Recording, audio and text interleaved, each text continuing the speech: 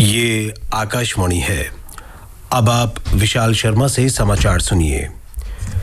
Covid महामारी के खिलाफ देश एकजुट होकर लड़ रहा है। आप भी हमारे साथ सुरक्षा और बचाव के 3 आसान एहतियाती उपायों का संकल्प लें। मास्क पहनें, 2 गज दूरी है जरूरी, सुरक्षित दूरी बनाए रखें, हाथ और मुंह साफ रखें। अब समाचार।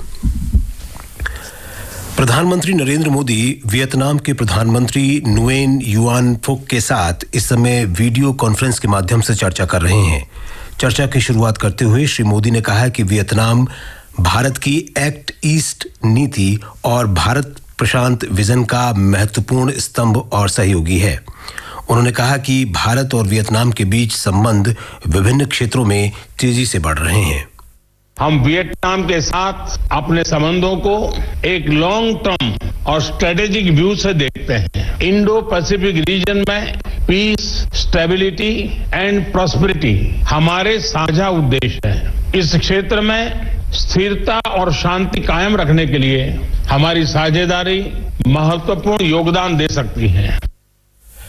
प्रधानमंत्री नरेंद्र मोदी ने कहा है कि खुले दिमाग के लोकतांत्रिक और पारदर्शी समाज नवाचार के लिए सबसे उपयुक्त है।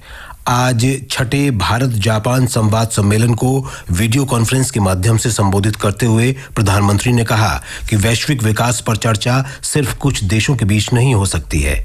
उन्होंने जोर दिया कि इस चर्चा का एजेंडा व्यापक होना चाहिए और विकास की रूपरेखा मानव केंद्रित दृष्टिकोण पर आधारित होनी चाहिए। Societies that are open-minded, democratic and transparent are better suited to innovate. Therefore, now is the time more than ever before to change the paradigm on what we see as growth. Discussions on global growth cannot happen only between a few. The table must be bigger. The agenda must be broader. Growth patterns must follow a human-centric approach and be in harmony with our surroundings. प्रधानमंत्री ने कहा कि ये दशक और उससे आगे का समय उन समाजों का होगा जो सीखने और नवाचार पर एक साथ ध्यान देंगे।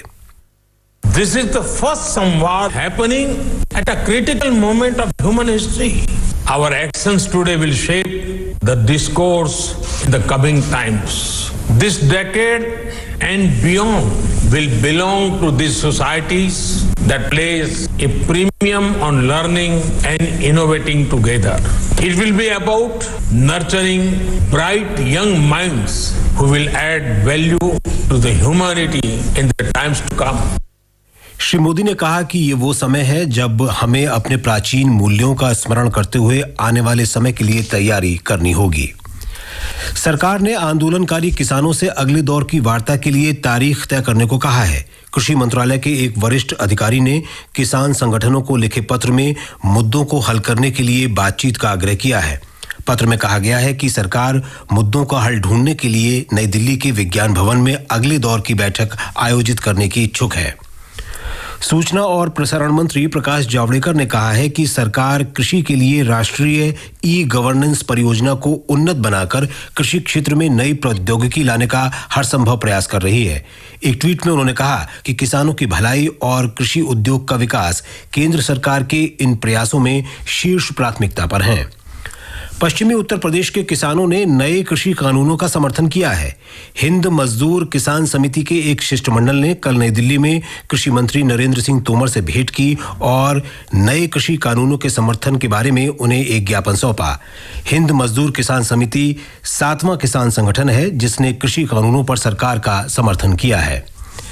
वित्त मंत्रालय ने वस्तु और सेवा कर जीएसटी क्षतिपूर्ति के लिए राज्यों को 6,000 करोड़ रुपए की 8वीं साप्ताहिक किस्त जारी कर दी है। इसमें से 23 राज्यों को 5,516 करोड़ रुपए जारी किए गए हैं। जीएसटी परिषद के सदस्य और 3 केंद्र शासित प्रदेशों दिल्ली, जम्मू कश्मीर और पुदुचेरी के लिए 483 करोड़ रुपए जारी किए गए हैं। शेष 5 राज्यों अरुणाचल प्रदेश, मणिपुर, मिजोरम, नागालैंड और सिक्किम में जीएसटी लागू करने के कारण राजस्व का अंतर नहीं है। ये समाचार आकाशवाणी से प्रसारित किए जा रहे हैं। देश में कोविड से स्वस्थ होने की दर और बेहतर होकर 95.53% हो गई है। पिछले 24 घंटों में 25,000 से अधिक कोविड रोगी स्वस्थ हुए। स्वास्थ्य मंत्रालय के अनुसार स्वस्थ होने वालों की कुल संख्या बढ़कर 96,06,000 से अधिक हो गई है। देश में कुल सक्रिय मामले 3.02% हैं। वर्तमान में देश में संक्रमण के 3,03,000 सक्रिय मामले हैं। भारत में कोविड से होने वाली मृत्यु विश्व की तुलना में बहुत कम है। केंद्रीय स्वास्थ्य मंत्री डॉक्टर हर्षवर्धन ने कहा है कि विशेषज्ञों के परामर्श के बाद सरकार ने कोविड टीके को लगाने के लिए 30 करोड़ लोगों की प्राथमिकता तय की है। इनमें स्वास्थ्यकर्मी तथा पुलिस, सेना और स्वच्छता कर्मी जैसे अग्रिम पंक्ति के कार्यकर्ता शामिल हैं। एक समाचार एजेंसी से बात करते हुए स्वास्थ्य मंत्री ने कहा कि ये टीका 50 वर्ष से अधिक आयु के लोगों को तथा 50 वर्ष से कम आयु के उन लोगों को भी दिया जाएगा जो कुछ अन्य बीमारियों से ग्रस्त हैं। डॉक्टर हर्षवर्धन ने कहा कि व्यक्तिगत रूप से उन्हें विश्वास है कि अगले वर्ष जनवरी के किसी सप्ताह में हम इस स्थिति में आ जाएंगे कि देशवासियों को कोविड टीके की पहली खुराक दी जा सके। जनवरी के महीने में भी कभी किसी भी स्टेज पे किसी भी सप्ताह में ऐसा समय आ सकता है जब हम भारत के लोगों को पहला जो वैक्सीन का शॉट है वो देने की स्थिति में आ जाए। स्वास्थ्य मंत्री ने कहा कि सरकार देश के प्रत्येक नागरिक की जान बचाने के लिए प्रतिबद्ध है।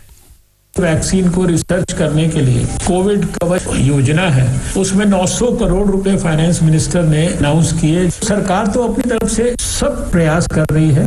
भारत सरकार की इंटेंशन बड़ी स्पष्ट है कि हमें हमारे देश के एक एक भारतवासी के प्राण की रक्षा करनी है और विशेष रूप से आज कोविड 2020 में सबसे महत्वपूर्ण है, तो ये हमारे लिए सबसे बड़ा प्रायोरिटी का विषय है। ब्रिटेन में कोविड महामारी की मौजूदा स्थिति के मद्देनजर भारत सरकार ने ब्रिटेन से भारत के लिए आने वाली सभी उड़ानों को 31 दिसंबर 2020 तक रद्द कर दिया है। नागरिक उड्डयन मंत्रालय ने कहा है कि ये निलंबन कल 22 दिसंबर मध्य रात्रि से शुरू होगा। मंत्रालय ने कहा कि 22 दिसंबर को रात 12 बजे तक ब्रिटेन से भारत पहुंचने वाली सभी यात्रियों का RT-PCR टेस्ट अनिवार्य होगा। केंद्र शासित प्रदेश लद्दाख में भारत तिब्बत सीमा पुलिस बल के उत्तर पश्चिम फ्रंटियर के महानिरीक्षक ने हाल में उत्तरी सब सेक्टर की अग्रिम चौकियों का दौरा करके वहां चौकियों पर तैयारी तथा शीतकाल के लिए प्रबंधों की समीक्षा की। उन्होंने इस क्षेत्र में तैनात जवानों से मिलकर उनकी समस्याओं और आवश्यकताओं पर बातचीत की। कांग्रेस के वरिष्ठ नेता मोतीलाल वोरा का आज नई दिल्ली के एक निजी अस्पताल में निधन हो गया। वे 93 वर्ष के थे। उन्हें अक्टूबर में कोविड-19 से संक्रमित पाया गया था, जिसके बाद वे स्वस्थ हो गए थे। 2 दिन पहले उन्हें एक अन्य संक्रमण के कारण अस्पताल में भर्ती किया गया था। मोतीलाल वोरा को मध्य प्रदेश विधानसभा के लिए 6 बार चुना गया और वे 2 बार राज्य के मुख्यमंत्री रहे। वे 4 बार राज्यसभा सदस्य रहे और 1 बार लोकसभा के लिए भी चुने गए। वे उत्तर प्रदेश के राज्यपाल और केंद्र सरकार में स्वास्थ्य और परिवार कल्याण तथा नागरिक उड्डयन मंत्री भी रहे। प्रधानमंत्री नरेंद्र मोदी ने मोतीलाल वोरा के निधन पर दुख व्यक्त करते हुए कहा है कि वोरा जी कांग्रेस के वरिष्ठतम नेताओं में से थे। उन्हें कई दशक के अपने राजनीतिक जीवन में प्रशासनिक और संगठन का लंबा अनुभव था। प्रधानमंत्री ने उनके परिजनों और प्रशंसकों के प्रति संवेदना व्यक्त की है। कांग्रेस नेता राहुल गांधी ने कहा कि मोतीलाल वोरा एक सच्चे कांग्रेसी थे और पार्टी उन्हें हमेशा याद रखेगी।